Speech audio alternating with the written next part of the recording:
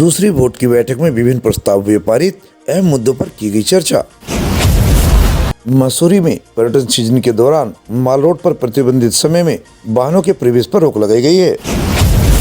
में golf cart का मुद्दा बहुत ही ज्यादा पनप रहा था, इसके रूट तय कर दिए गए हैं। खबर जनपद देहरादून के मसूरी से है, जहां नगर पालिका परिषद मसूरी द्वारा दूसरी बोर्ड की बैठक पालिका सभागार में आयोजित की गई, जिसमें वर्ष 2024-25 के आय व्यय का ब्यौरा प्रस्तुत किया गया। वहीं शहर के विकास कार्य को लेकर भी कई प्रस्ताव सदन में पारित किए गए।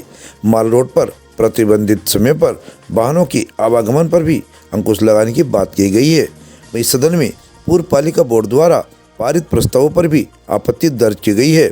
आगामी पर्यटन सीजन को भी देखकर इनकी तैयारी का भी जायजा लिया गया है। वहीं हर वार्ड में शौचालयों के निर्माण एवं मरम्मत के कार्य को लेकर लगभग 40 प्रस्ताव पारित किए गए हैं।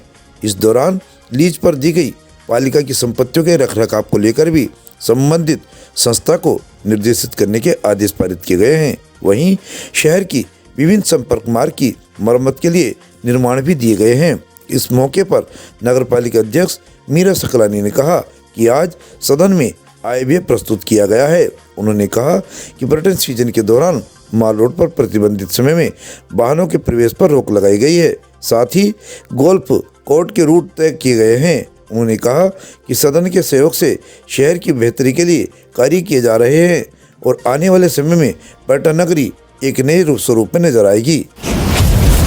देखिए, अभी पूरे बोर्ड के सामने पूरा आईबीए का पूरी आख्या प्रस्तुत की गई है और बोर्ड ने हर बिंदु पे एक बहुत विस्तृत रूप से यहाँ पे बातचीत भी की है। तो पिछले साल का जो व्यय रहा है वो बहुत ही क्या कह सकते हैं कि बिल्कुल मनमानी तरीके से वो खर्च किया गया है, पिछले बोर्ड के माध्यम से भी और जो प्रशासन का जो यहाँ पे कार्यकाल रहा उस माध्यम से। बड़ी ताज्जुब की बात है कि जो संपत्तियाँ लीज पे दी गई हैं, टर्म ऑफ कंडीशन होने के बावजूद भी कि उसका रख रखाव वही लोग करेंगे जिनके पास वो लीज है, बावजूद उसके भी नगर पालिका से उनके बिल पास किए गए हैं। तो ये अराजकता जो थी, मैं धन्यवाद करना चाहूँगी कि आपने इस बोर्ड का कि बोर्ड के मेंबरों ने बहुत बारीकी के साथ इस चीज़ को रीड किया है और आगे इस तरीके की कोई आपत्तियां ना हो, गलतियां ना हो, उस पर बहुत विस्तार पूर्वक चर्चा की। बोर्ड ने बिल्कुल तय कर दिया है कि मॉल रोड पे अब कॉमर्शियल वाहन नहीं चलेंगे। 4:30 बजे से लेकर के 10:30 बजे तक मॉल रोड पूरी तरीके से प्रतिबंधित रहेगी वाहनों के लिए।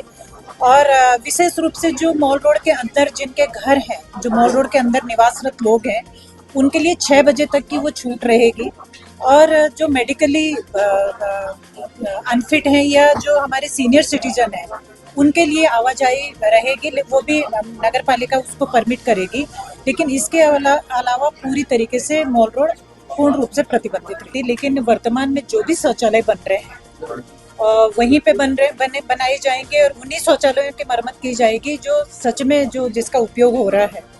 और वर्तमान में जिन शौचालयों का भी मरम्मत की जा रही है, हम उनके रखरखाव की भी व्यवस्था करेंगे। या तो लोकल, जैसे हमने घनील में हमने बात करी है कि यहाँ जिस शौचालय की मरम्मत हो रही है उसके बाद हम वहाँ के जो घनील के जो व्यापार मंडल की जो समिति है, हम उस समिति के हैंडओवर वो शौचालय करने वाले हैं, ताकि क्योंकि वो उसका यूज़ कर रहे हैं तो उसका रखरखाव भी वो लोग करेंगे। इसी तरीके से जहाँ पे शौचालय बने हैं और वहाँ पे कौन उसका सही उपयोग कर सकता है, सही तरीके से उनका रखरखाव कर सकता है, उसी तरीके से हम लोग उस शौचालय का निर्णय लेंगे। UR-15 में पुराने मेंबरों का बहुत खराब अनुभव रहा है, शायद उसका दुरुपयोग किया गया है। और UR-15 रहे ना रहे, मुझे इससे कोई फ़र्क नहीं पड़ता है। मुझे फ़र्क इस बात से पड़ता है कि जो काम बहुत ज़रूरी है, क्योंकि सम्मानित सभासदों के द्वारा बिल्कुल बहुत स्पष्ट कहा गया है कि जो काम बहुत ज़रूरी है उनको हम प्रस्ताव ला करके उस पर साइन करके हम वैसे भी पास कर सकते हैं। क्योंकि UR-15 का पुराने बोर्ड ने बहुत गलत तरीके से दुरुपयोग किया है, तो मैं भी नहीं चाहूँगी कि UR-15 रहे। पहली बात तो ये कि हम लोगों ने जो रिक्शा चालक हैं और गोल्फ कार जो चला रहे हैं, गोल्फ कार का रिक्शे का हमने रूट बिल्कुल अलग किया। तो रिक्शा जहाँ पे चलता था वहाँ गोल्फ कार नहीं चल रही है, तो इसलिए उनके आजीविका में किसी तरीके का कोई बहुत ज़्यादा फर्क नहीं पड़ने वाला है। रही मॉल रोड पे गोल्फ कार चलने की बात, तो सिर्फ झूलागढ़ से लेकर के पिक्चर पैलेस तक सिर्फ 2 गोल्फ कार चलेगी। उसके अलावा जो जितनी भी गोल्फ कार है हमने रूट तय कर लिए। लाइब्रेरी से ऊपर आपके बेवर्ली चौक तक का रूट है। देखिए, मैं एमडीडी जब से आई है, सिवाय मसूरी में चलान के अलावा उसने कुछ किया नहीं है। आवासीय कॉलोनी का वो अभी तक निर्माण नहीं हो पाया है।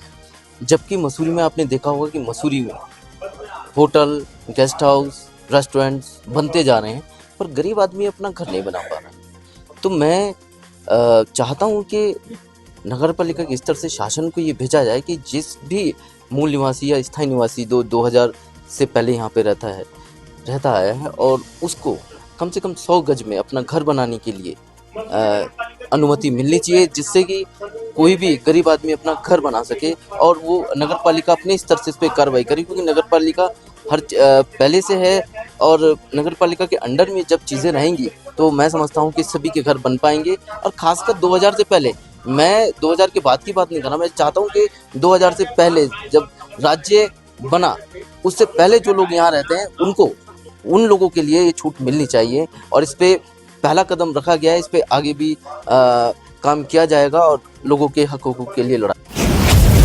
देखिए, हमारा एक स्पष्ट मत है और मेरा तो व्यक्तिगत मत है कि जो पूर्व की बातें होती है उसमें मिट्टी डालनी चाहिए और हम वर्तमान को और भविष्य को कैसे ठीक कर सकते हैं। आज बोर्ड सदन में माल रोड की व्यवस्था के ऊपर चर्चा चली, तो अब भी हमने अधिकारियों से कहा कि जो पुराना हुआ है हम उसके ऊपर बात नहीं करना चाहते, हम वर्तमान में से कैसे ठीक कर सकते हैं।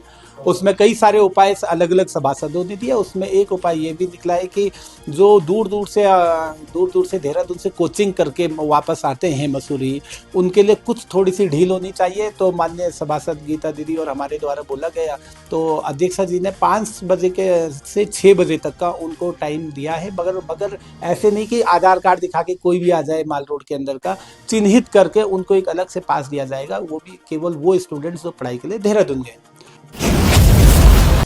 देखिए, मैंने पिछली बोर्ड बैठक में भी अपने शहर के स्थानीय निवासी जो 56 कोट के निवासी हैं उनका मुद्दा उठाया। बेचारे 4-5 सालों से भटक रहे हैं, लेकिन उन्हें कोई आवास की सुविधा नहीं मिली और बार बार उन्हें छला जा रहा है।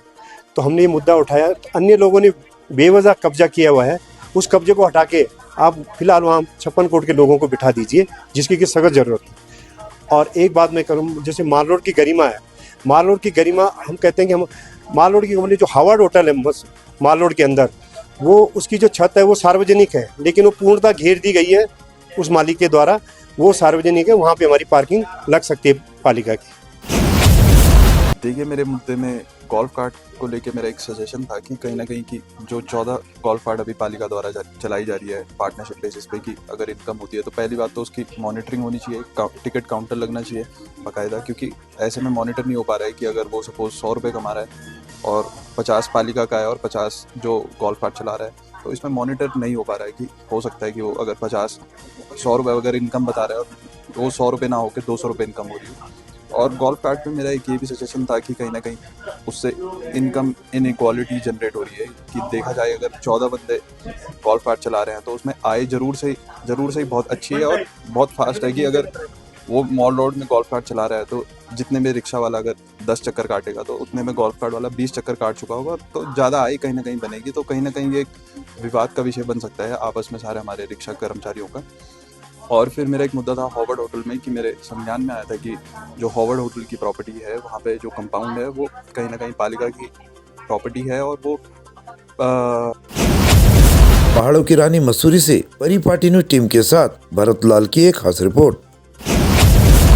हमसे जुड़े रहने के लिए हमारे चैनल को सब्सक्राइब करना ना भूलें, साइड वाला लाल बटन जरूर दबाएं।